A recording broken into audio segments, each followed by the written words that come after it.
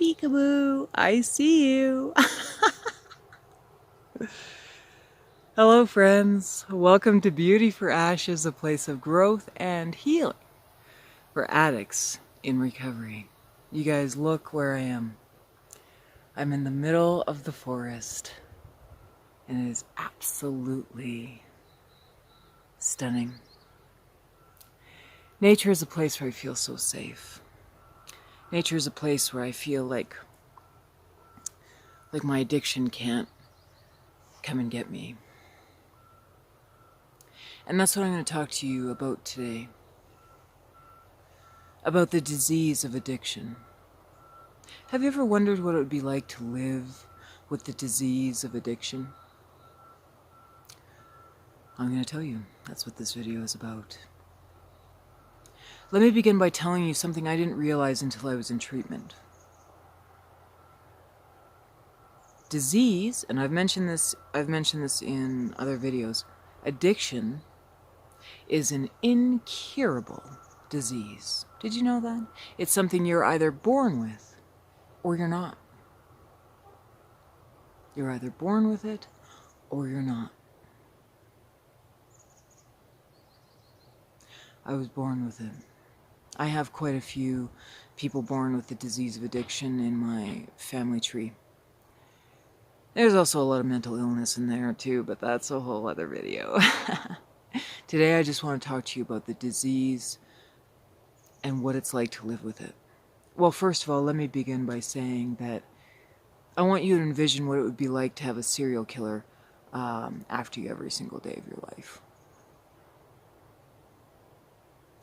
Sound dramatic? It is. That's because it is. When I say addiction is a matter of life or death, and people, addicts in recovery, this is a matter of life or death for us, that is not a joke. That's not some cutesy thing I'm saying to get likes.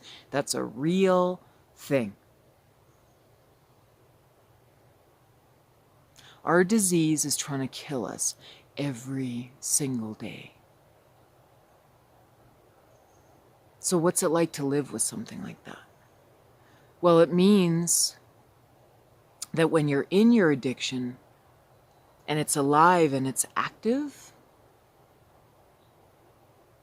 it's like an obsession. It's an obsession that overtakes your life. It's all you think about. It's all that guides your life. It guides all your activities. It guides all your thoughts, how you think, how you act, where you go, who you kick it with, what you do, everything. Sorry, there's a mosquito. Get out of here, you putz. I'm busy.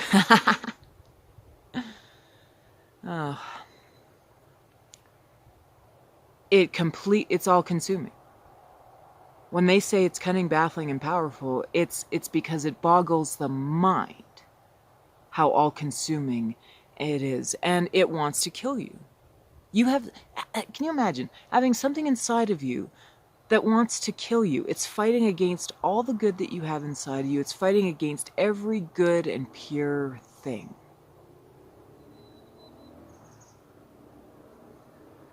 And it feels like an internal prison. I'll speak for myself, it felt like an internal prison.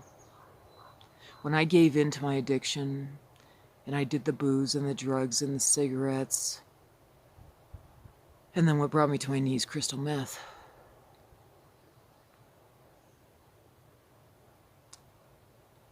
It overtook my life. I let it overtake my life. There was no escaping it. And frankly, I didn't want to. But here's how it acts when you're in recovery. When it's dormant. Except it's not actually dormant. It can manifest itself in so many ways. It can manifest itself into cross-addiction, like going from booze and alcohol. Now you're a shopper. You're a chronic shopper. It can take you into a food obsession. And now you're eating food out of emotion to satiate you. Because you don't have the drugs or the alcohol to help you feel better, so now you're eating all the food.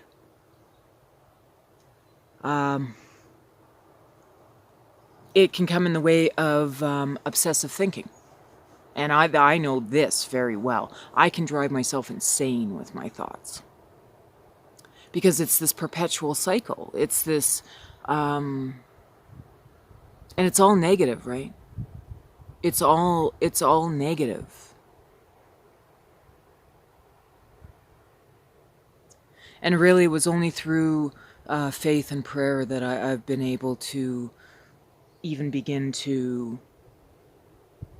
control it. Although, how can you ever really control it? It's an incurable disease. But you know, slowly over time, it starts to get better. It starts to heal. It starts to become more manageable. So I want to encourage you, if you feel like even if you're in recovery, you're still consumed with this thing that's trying to kill you. I have been there. And I've overcome it. And I'll be there for you every step of the way, showing how you can overcome it as well. Take heart. You are valuable. You're on this video for a reason. Your higher power brought you here for a reason.